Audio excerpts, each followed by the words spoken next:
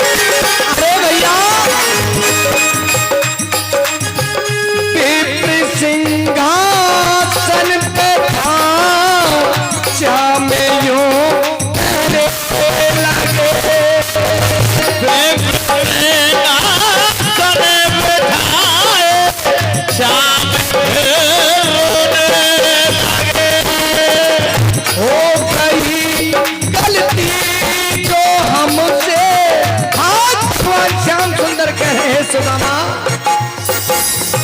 हो गई गलती जो हमसे, श्याम यूं कहने लगे।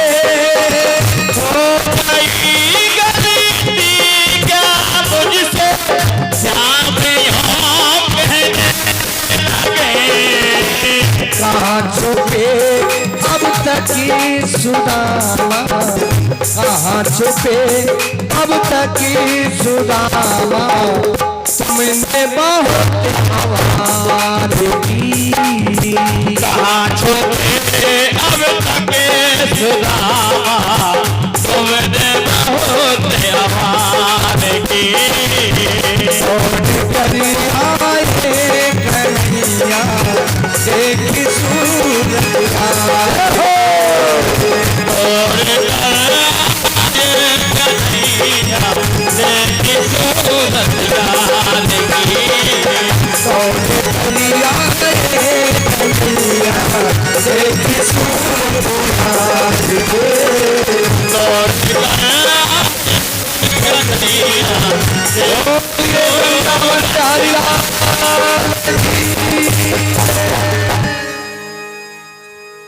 आचार्य महामुनि श्री सुखदेव जी कहने लगे, परीक्षित महाराज, जैसे ही द्वारपालों ने भगवान से कहा, भगवान दौड़े दौड़े जाते हैं, सुदामा को अपने अंक में भर लेते हैं, गले से लगा लेते हैं और धीरे धीरे ला करके अपने सिंहासन पर विराजमान किया। भगवान श्याम सुंदर ने सुदामा जी की हालत को देखा, आंखों में आंसू आ गए त्रिलोकीनाथ के। आज मेरा मित्र मुझसे मिलने आया है, आज मेरा मित्र मुझसे मिलने आया है,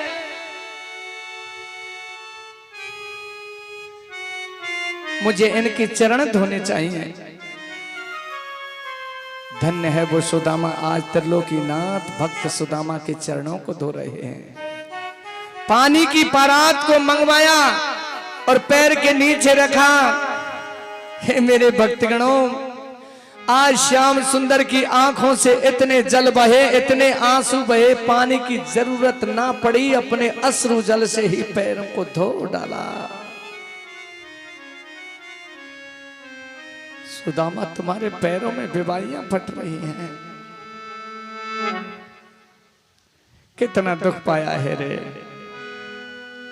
अरे इतना दुख पाया, आप पहले मुझसे मिलने क्यों नहीं आई, ये क्या हुआ?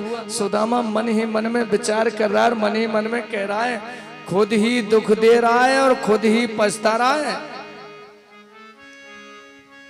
अब भगवान श्याम सुंदर उनके बगल में आकर के बैठ जाते हैं। भगवान श्याम सुंदर की जो रानियां थी एक एक करके आती हैं, प्रणाम करती हैं। सबसे पहले रुक्मणी आती है, ब्राह्मण देव प्रणाम करती हूँ, आयुष्मान भवा। सत्यभामा ने कहा ब्राह्मण देव प्रणाम करती हूं, सौभाग्यवती भवा। जामवती ने कहा ब्राह्मण देव प्रणाम करती हूं, आयुष्मान भवा। लक्ष्मणा ने कहा ब्राह्मण देव प्रणाम करती हूं, सौभाग्यवती भवा। एक एक करके सब रानी आ रहे हैं, सुदामा जी आशीर्वाद दे रहे हैं। अब यहां थोड़ा सा एक मार्मिक है, थोड़ा सा अंदर प्रवेश करिए प्रसंग के। सुदामा जी ने मन में विचार किया कि मैं आशीर्वाद पर आशीर्वाद दे हुए जा रहा हूं, और जब आशीर्वाद देते हैं तो अपना तप कम होता है।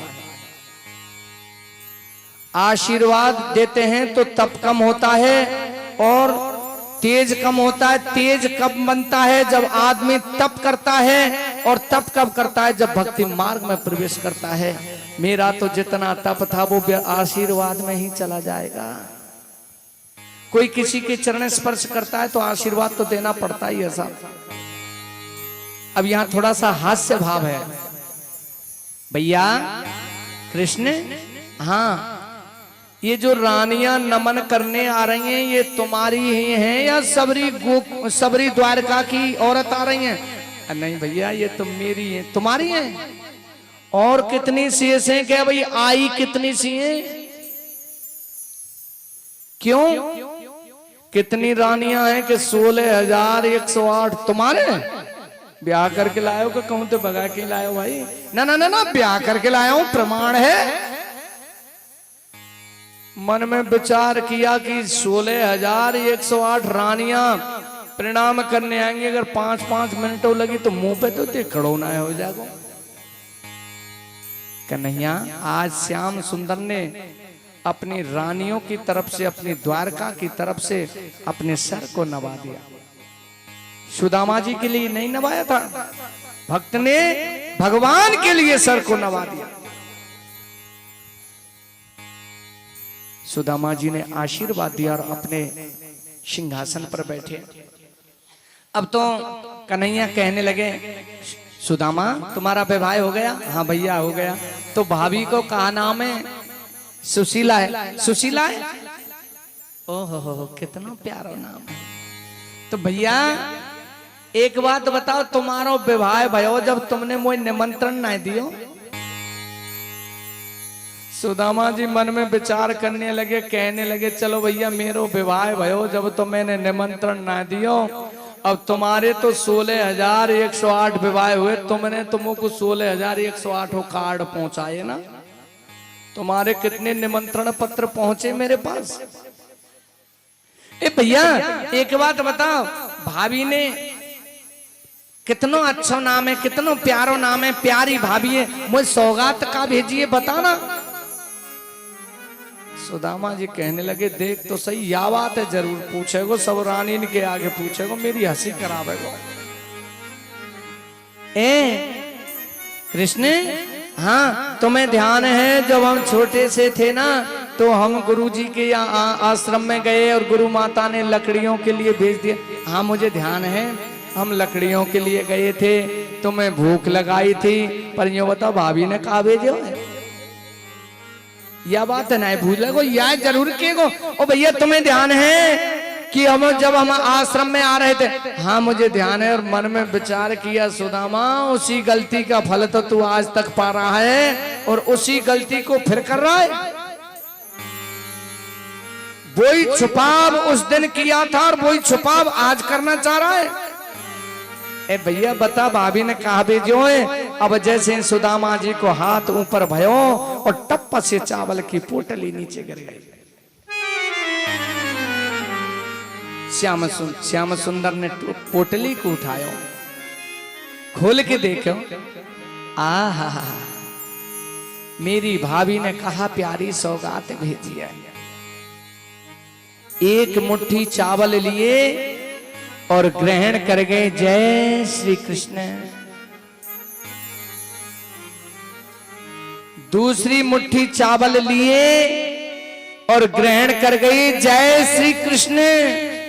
अब तीसरी मुट्ठी चावल लेके ग्रहण करने ही वाले थे, इतने में तो रुक्मणी ने हाथ पकड़ लिया, महाराज कहा कर रहे हो? इस ब्राह्मण को त्रिलोकी नाथ बनानो चाह रहे हो, स्वयं भिखारी बनना चाह रहे हो, हमको तो कछु रख लो, हम कहां रहेंगे?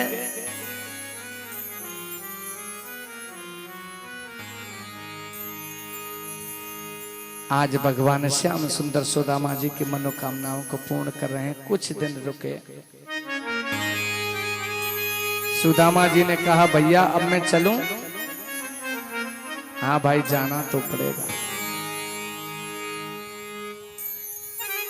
भैया मैं चलूं? भगवान ने जो एक मुट्ठी बंद थी, खड़े होकर के सुदामा जी ने भगवान से अनुमति मांगी कि भैया मैं चलूं? हाँ सुदामा जाओ।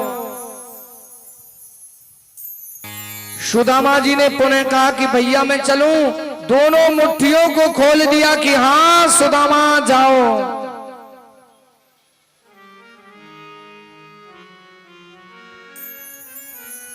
जब सुदामा पंडित जी कहाँ हो? यहीं खड़े हैं क्या? आचार्य महामुनि श्री सुखदेव जी महाराज कहने लगे, जब सुदामा जी ने भगवान श्याम सुंदर से अनुमति मांगी, मन में एक ही विचार किया और विचार करते करते करते करते करते अपनी सुदामापुरी के लिए आ गए। वहां क्या देखा? जैसे द्वारकापुरी बनी थी ऐसे ही सुदामापुरी बनी हुई है। सुदामापुरी बनी हुई है।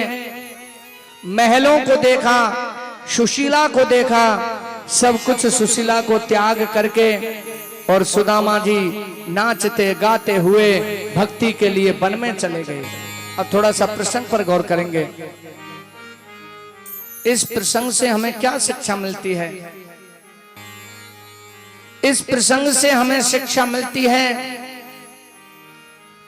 कैसा भी संकट आ जाए, कैसी भी गरीबी आ जाए, प्रभु को नहीं भूलना चाहिए। और दूसरी शिक्षा मिलती है, भगवान से कभी भी धन दौलत नहीं मांगनी चाहिए। भगवान से मांगना चाहिए तो उसकी भक्ति मांगनी चाहिए, उसका नाम मांगना चाहिए, भगवान की भक्ति को मांगना चाहिए। बोलिए श्री वृंदावन बिहारी लाल की जय हो, श्री राधे रानी की जय हो। और ये सुदामा चरित्र आप तक रखा।